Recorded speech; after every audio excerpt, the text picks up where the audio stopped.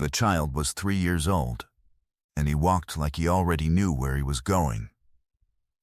That was the first thing Sata Arakawa noticed, and it was the thing that made him follow. He had not planned to follow anyone that morning. He had come to the small house at the edge of the grounds for an entirely different reason. A question about the accounts, a matter he could have sent someone else to handle but had chosen to handle himself, because he had been restless lately in a way he did not examine.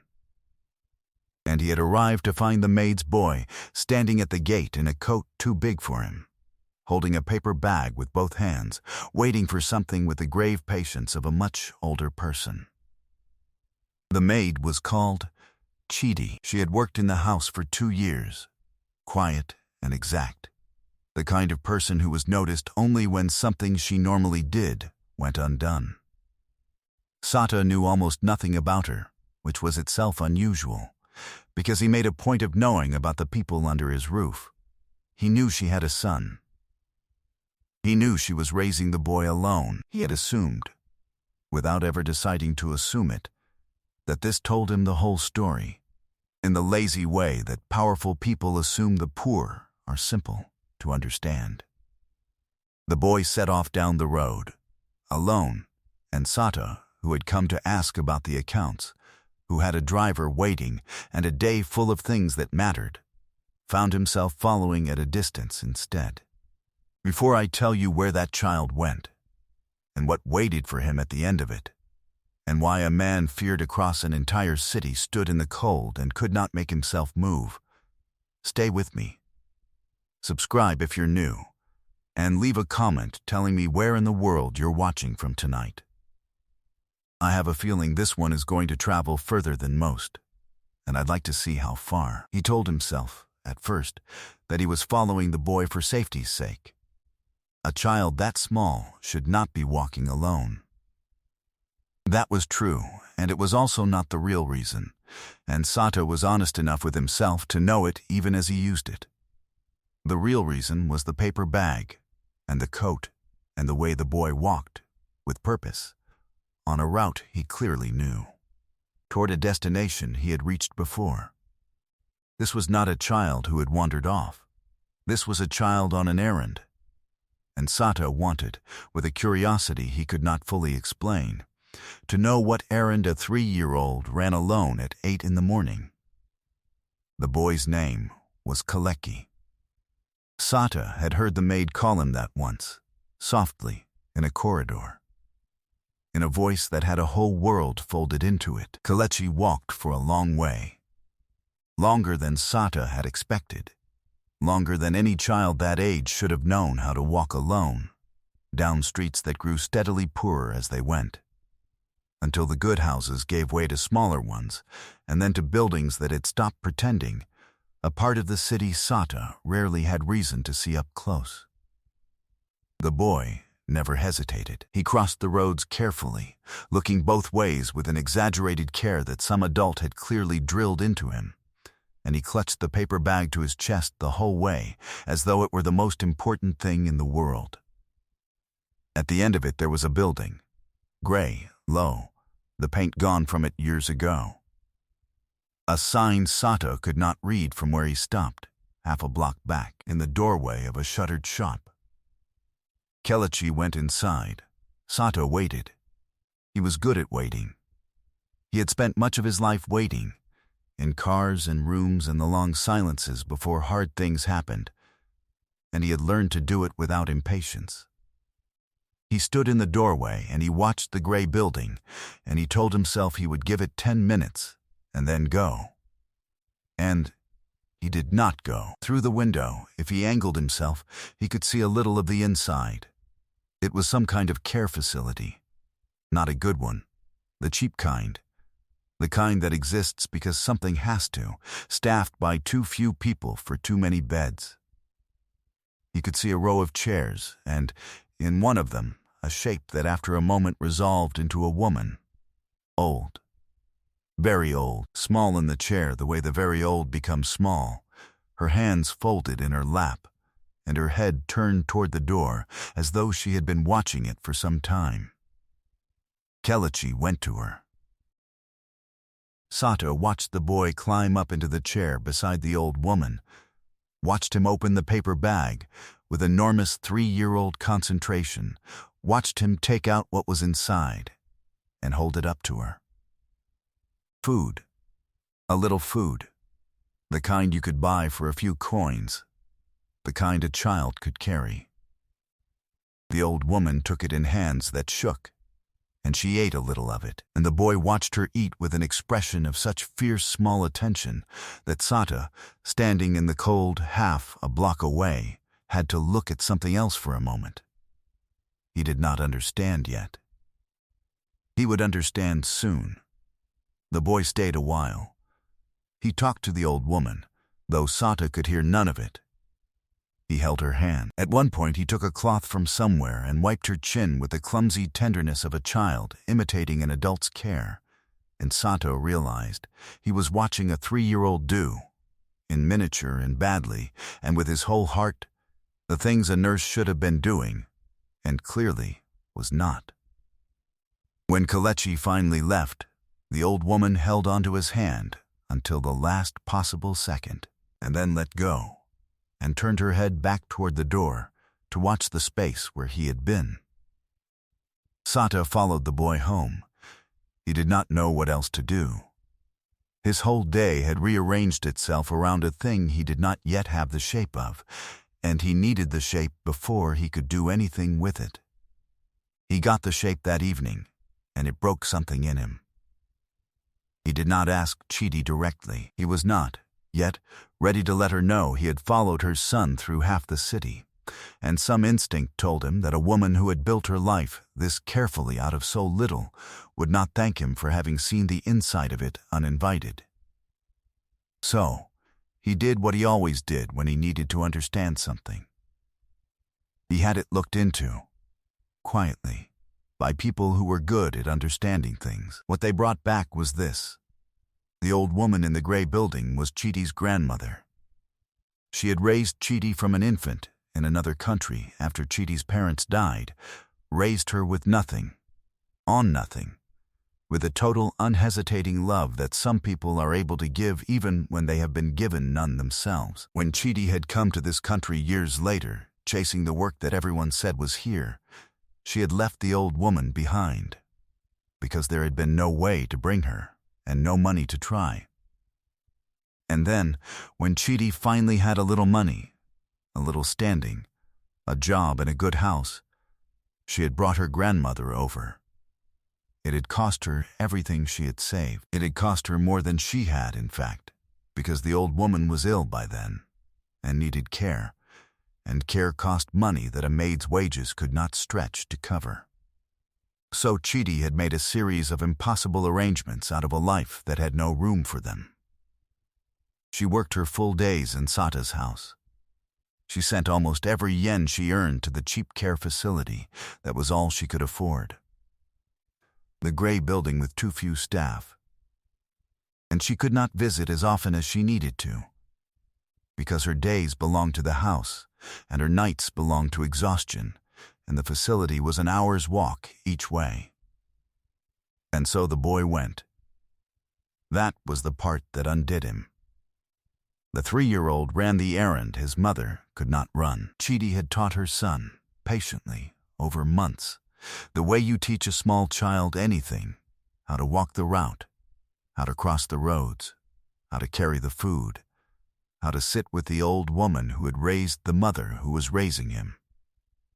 She had made her baby into the bridge between 3 generations, because there was no one else to be the bridge, and no money to build one any other way. The boy carried food to his great-grandmother, because it was the only way the old woman got food she would actually eat, the only way she got a face she knew to look at, the only way anyone in that gray building was reminded that she belonged to someone. Sata Arakawa had done and ordered and survived a great many things in his life. He was not a soft man. Softness had been trained out of him young, in a world that punished it. But he sat with the report his people had brought him, in a study that was worth more than the gray building and everything in it, and he found that he could not read it a second time, because the first time had already done the damage. Funny thing about the poor. The powerful spend their whole lives assuming there is nothing to learn from them. And then a 3-year-old teaches you, without knowing you are watching, the entire difference between having a great deal and having a great heart. He did not go to Keichi that night. He was not fit to. He needed to be a different man than the one holding that report before he could stand in front of her. Because the man holding that report wanted to fix everything at once, immediately, with money, the way he fixed everything. And some deep instinct told him that this would be exactly wrong. That a woman who had built this out of nothing would not want to be rescued like a problem. That whatever he did had to leave her dignity standing. So he waited. He was good at waiting. And he spent the waiting understanding, for the first time in a long time, that the woman who had been cleaning his floors for 2 years was, by any measure he actually respected, a more formidable person than almost anyone he had ever done business with. He arranged the first thing carefully. He did not announce it. The gray building, it turned out, was in financial trouble, which was why it was staffed the way it was staffed, and it was a simple matter for a man like Sata to see that it quietly came under new ownership, and that the new ownership valued its residents, and that the staffing improved, and that a certain old woman in a certain chair began to receive the care she should have been receiving all along. None of it carried his name. As far as anyone at the facility knew, their fortunes had simply mysteriously turned. But that was the easy part, and he knew it was the easy part. The harder thing was Keichi herself, and the harder thing he could not do from a distance. He spoke to her, finally, on an ordinary afternoon, in the small formal room where he received people he took seriously, which was itself a message, though she could not have known it, because maids were not received in that room. She came in with the wariness of a person summoned by a powerful man for reasons unknown, her hands folded, her face composed over what he now knew was an ocean of things she never let anyone see. "Sit," he said. She sat on the edge of the chair, ready to stand again. He did not know how to begin, so he began badly, which was to say honestly. "I followed your son," Sata said, "some weeks ago. I saw him leave in the morning, and I followed him. I want you to know that first, before anything else, because you deserve to know I saw the inside of your life without your permission, and to be angry about it if you want to be."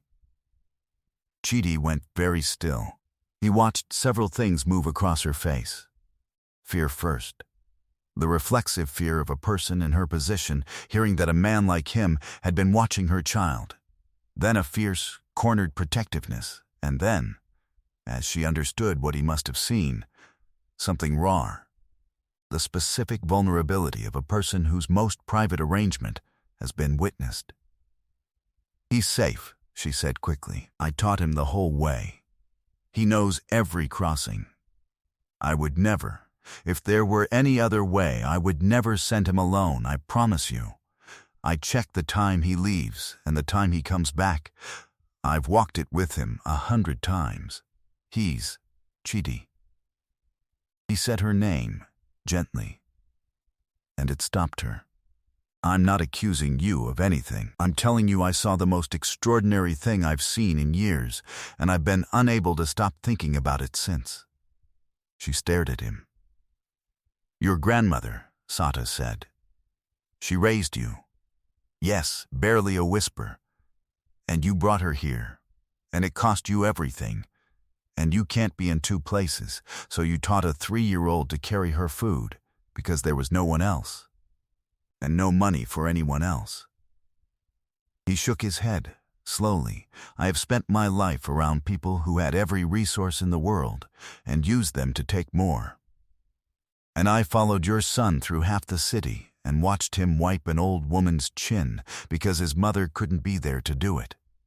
And I understood that I have been surrounded by the wrong people my entire life." Keichi's composure, which she had held through everything, cracked, not fully. She was not the kind of person who let it go fully. But her eyes filled, and she looked down at her folded hands, and when she spoke her voice was unsteady. She raised me when nobody else would have, she said. She had nothing, and she gave me all of it. I wasn't going to leave her to die alone in a place I couldn't get her out of. I did the math 100 times. Sending Keichi was the only version where she eats and she sees a face she loves. I know how it looks. I know a good mother wouldn't. A good mother, Sata said, is the only kind of person who could have taught him to do it well. He crosses the roads like a soldier. He carries that bag like it's made of gold. You didn't fail him by asking it of him. You gave him the thing most children never get.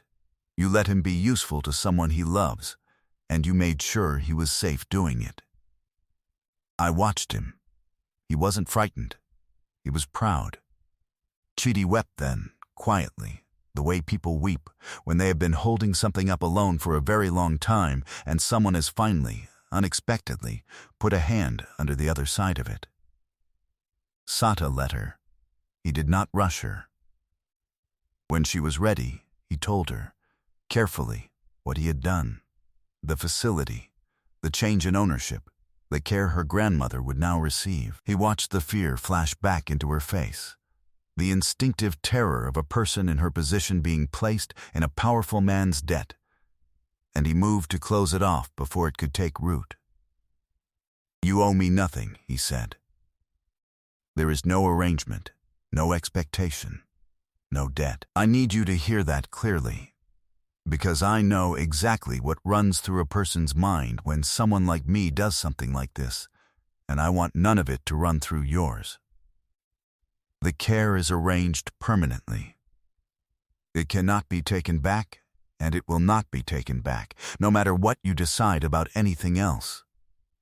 If you walked out of this house tomorrow, it would stand. It's hers, not mine, and it's not a leash.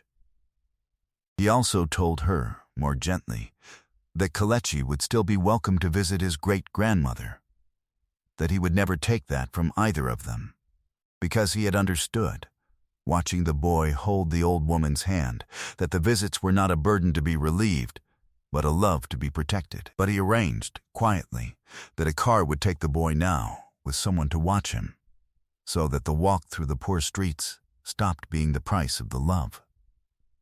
The thing about a great heart is that it doesn't recognize itself. Chidi had never once thought of what she was doing as extraordinary. It was simply what you did for the person who had done it for you. She had assumed, if she thought about it at all, that anyone would do the same. She was wrong about that, and Sata knew she was wrong, because he had spent a lifetime among people who would not have. The house changed after that, in ways that were hard to name. Sata found reasons to be near the small family at the edge of his grounds. He learned that Keichi was frightened of dogs and fascinated by keys and would talk your ear off about trucks if you gave him the smallest opening. He learned that Chidi, once she trusted that the ground beneath her would not vanish, had a dry, quiet humor she had kept carefully hidden for 2 years because humor was a luxury she had not been able to afford in front of an employer. He learned that the old woman in the gray building, now the well-run building, had raised her granddaughter to be exactly the kind of person Sata had stopped believing existed. He did not rush toward Chidi. He had learned his lesson about power and the shapes it can force on people. He made himself, first, a man she could refuse, and only slowly, over a long time, across many small, ordinary moments, did something grow between them that neither of them named for a good while, because both had learned to be careful, and both had reasons. But it grew. These things do, when they are real, and when they are given the room. Here is the thing that the powerful learn last, if they learn it at all. We spend our lives sure that the people with the least have the least to teach us. We follow them out of curiosity or suspicion, or boredom, expecting to find a small life we already understand. And every so often we follow a 3-year-old through the cold streets of a city we thought we knew, and watch him carry a paper bag up to a woman the world forgot, and we understand that we have had it backward all along, that the great fortune was never the one in the vault, but the one that would teach a child to walk an hour through the cold so that someone he loved would not eat alone. A hard man went looking for what a maid's son was up to. What he found broke his heart. And then, slowly, it mended a part of him he had long since given up for lost. The richest people are not the ones with the most to give. They are the ones who give it when they have almost nothing, and never once think they have done anything at all.